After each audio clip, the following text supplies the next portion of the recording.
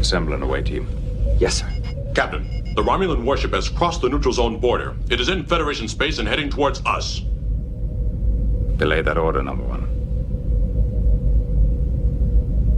Red alert.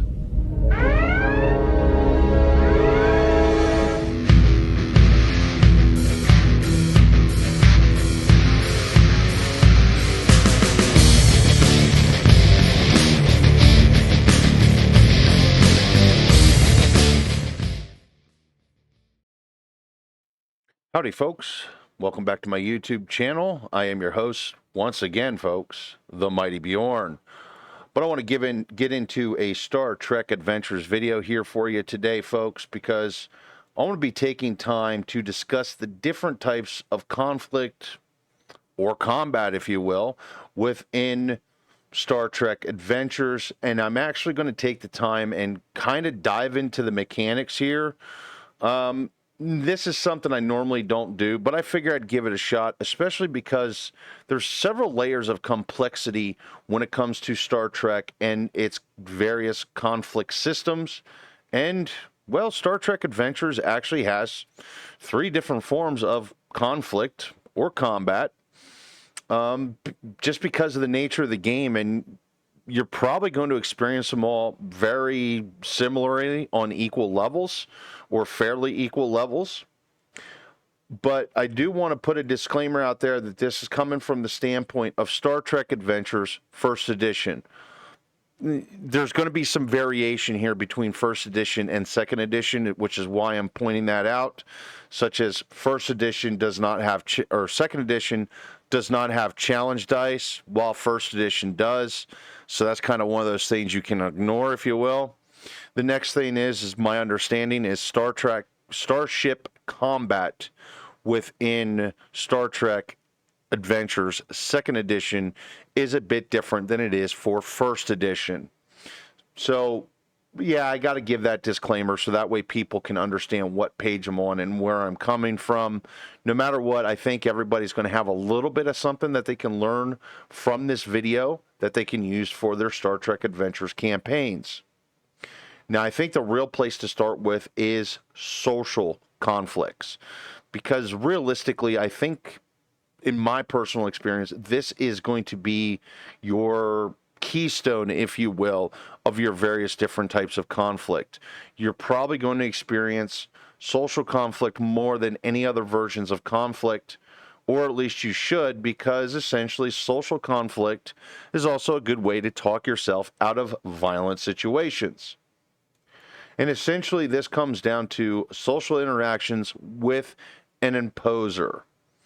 Now, this could be a form of questioning or interrogation. It could also be using deception to get out of a situation, or even diplomacy to essentially talk down a situation. Now, typically in this situation, a player gets to go first. That player is usually up to the game master's discretion. However, I've also put it up to the players already to decide who was going to initiate the social conflict if it was a group effort.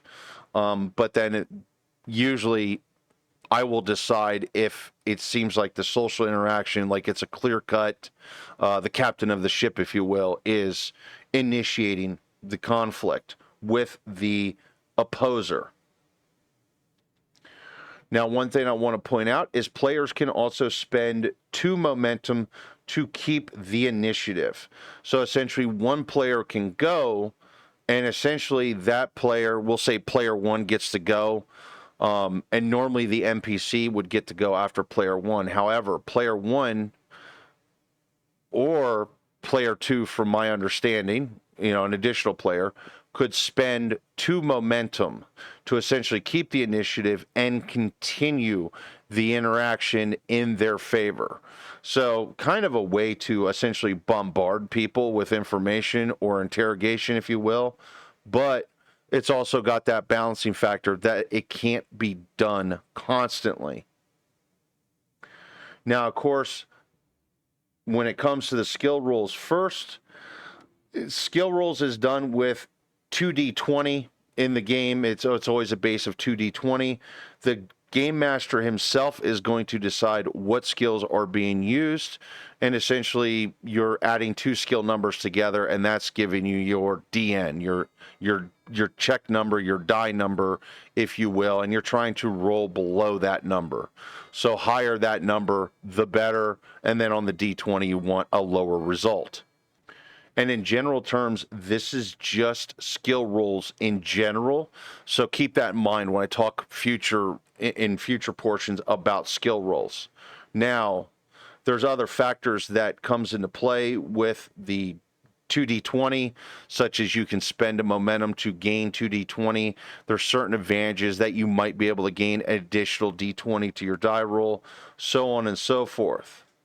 Now, when it comes to the social interactions, the skill roll is player versus the opposing, and essentially, like I said a bit ago, momentum can be used to essentially add more dice.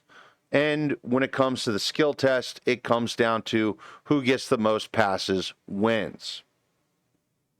Now, of course, things such as evidence and traits can also be used to enhance the 2d20 roll. So essentially you could take a 2d20 and turn it into a 3d20 if you have evidence. Maybe if you have the right skill, that might add an additional d20. And basically it comes down to you can go up to a total of 5d20 on skill checks. Personally, it's actually all really simple, and personally, I like how this is done because social interactions probably should be the make and break point within Star Trek itself. There's a lot of social interaction within Star Trek, probably more than anything else.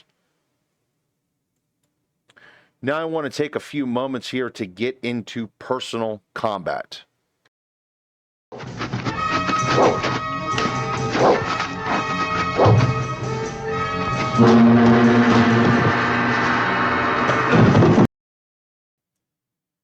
Now, personal combat itself has a very extensive list of simple actions and tasks.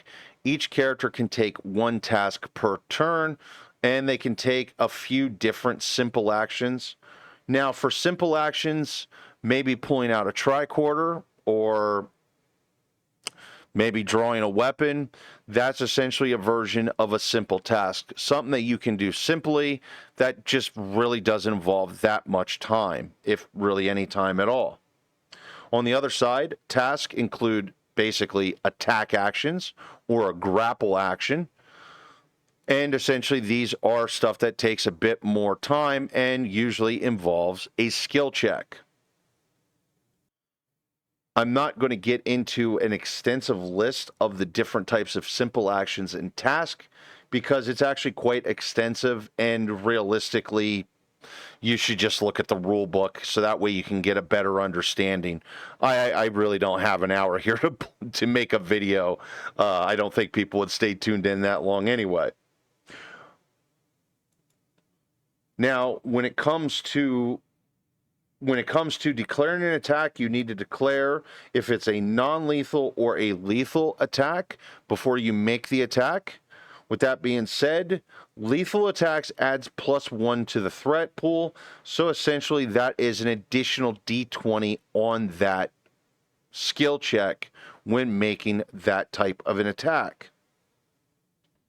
Now, I do want to point out, too, that there are certain types of attacks that are considered automatically non-lethal, and there's certain types of attacks that are considered automatically lethal, such as, I don't know, using a phaser on stun. That's a good example of a non-lethal attack because in general terms, it's a non-lethal attack.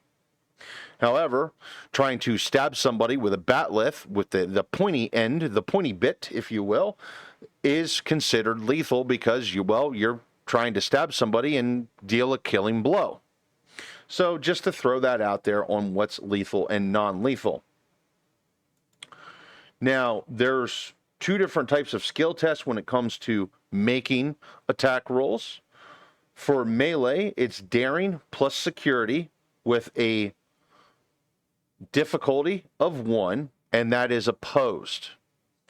Now, the difficulty, that's basically how many passes you need to make to pass the check. However, it's an imposed check. So if you roll your skill and you get 1, but then the opposing NPC also rolls the skill and gets 2, then your attack fails. They essentially block it. Of course, there's other complications that get into play here because essentially momentum and things of that nature can be spent to do such things such as dodging and blocking. So there could be a little bit of leeway. Now, when it comes to ranged attacks, it's control plus security for your essentially your difficulty number or your die number. And the difficulty is 2.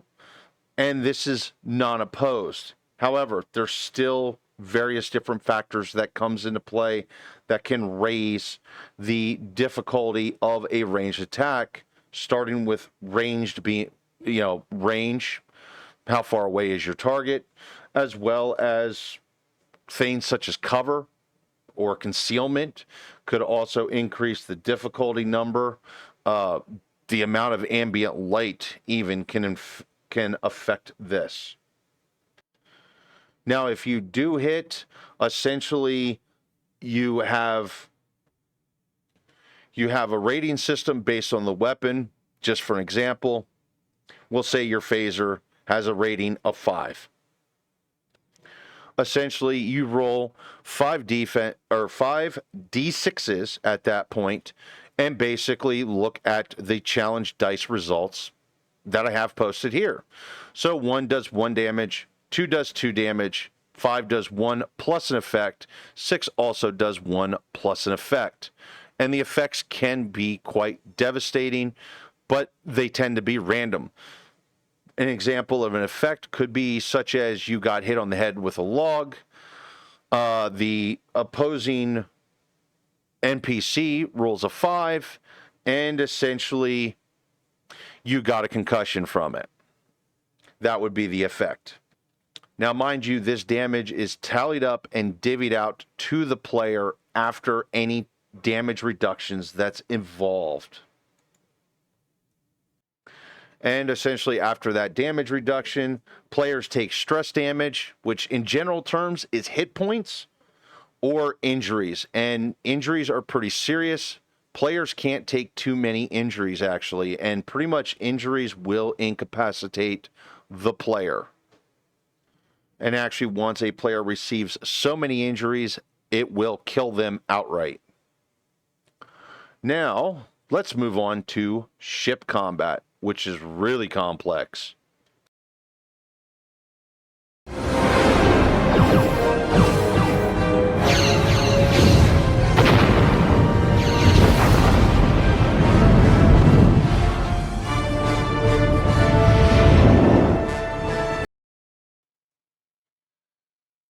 Ship combat does have many similarities to personal combat, such as ships actually has their own characteristics and skills and traits, just like players do. Ships are more or less characters in Star Trek Adventures, which I found as a very interesting take on doing a Star Trek RPG. Of course, ship size also comes into play quite a bit. It dictates how many hull breaches a ship can take, as well as it can dictate how many actions a ship can take. Bigger the ship, the more actions it can take. It's kind of one of those things that a bigger ship has more crewmen, so basically there's more crew there available to do different various tasks on the ship and to keep things going. And once again, folks, there is a list of various tasks that the different crew members can do on the ship. I'm not really going to get into it here, but essentially things such as the helmsman could steer the ship around, essentially pilot the ship. The tactical officer could essentially fire the weapon systems. The captain could give leadership orders, so on and so forth. Now, when it comes to making an attack with a starship, it is control plus security, but the die check number is based on the weapons plus security of the ship. I think it's done that way because any perks or traits a character has that's relatable to a starship is going to be relatable to control or security. So that's where control and security comes into play. And then essentially the die check itself is based on the limitations of the ship. Now, if you score a hit, challenge dice is rolled for damage, just like in personal combat, and it actually uses the same table. Now, with that being said, once the damage is total up, you take away any damage reduction that the opposing ship has, and then essentially you do damage to its shields. Once a ship is out of shields, any damage is done directly to the hull itself, which causes hull breaches. If a ship has below 50% shield points, it could take a hull breach, as well as any ships that has 25% or lower shield points will also take hull breaches from attacks. And then essentially hull breaches is essentially what essentially tracks your pretty much your injuries, if you will. It's the ship's injuries. And it will do damage to various different systems, which can cause various different penalties to the ship itself, such as if you have damage to the sensors, you're going to have problems using sensors, and you're going to take penalties on any skill checks related to sensors. Now, when it comes to NPC ships, once an NPC ship suffers the same amount or more hull breaches than its ship's size, it is destroyed. So essentially, if it is a size category 3 ship and it suffers 3 or more hull breaches, the ship is blown up. Dealing with NPC ships is really nice and simple. Dealing with player ships, though, is very different because player ships can actually suffer a lot more hull breaches per se, or maybe even less. So what it goes down to is anytime a ship suffers a hull breach, a system is selected at random, it's rolled on a chart, and essentially that system suffers damage. Now, there's a point where it suffers damage and it causes penalties, and there's a point where that system is outright destroyed and needs replaced before it can be functional again. Now, when it comes to the different systems and hull breaches, there's 2 that are really critical. One is the warp core. If the warp core gets destroyed, essentially a warp reactor leak happens, or a warp breach happens, and essentially the core has to be jettisoned within a certain period of time, or the ship is destroyed. Another one is if the structure suffers enough hull breaches to destroy the structure, then the ship is destroyed. So there's actually 2 different ways for player ships to get destroyed, but in general terms, in my experience, player ships are much tougher than NPC ships just because they can suffer more hull damage. Now, when it comes to suffering hull damage, they don't suffer hull damage per point of damage done by the challenge dice. Instead, when a ship suffers a hull breach, it's only suffering 1 point of hull damage. With that being said, though, there's some special modifiers in there too, such as torpedoes will actually do 2 points of hull damage to a ship's hull when it does deal hull damage. So I want to kind of throw that out there, that torpedoes are a lot more devastating against the hull. That being said, though, the nice balancing factor is phasers is actually more damaging towards ships' shields. So keep that in mind when you're making your attacks when playing Star Trek Adventures. Anyway, folks, hopefully you all enjoyed this video. Kind of went longer than I would have expected, but hopefully it gives you a really good idea of the various different forms of combat within Star Trek Adventures, as well as how it works in a general sense. Anyway, folks, thank you all very much for tuning in. Hopefully you all enjoyed the video and have yourselves a wonderful day.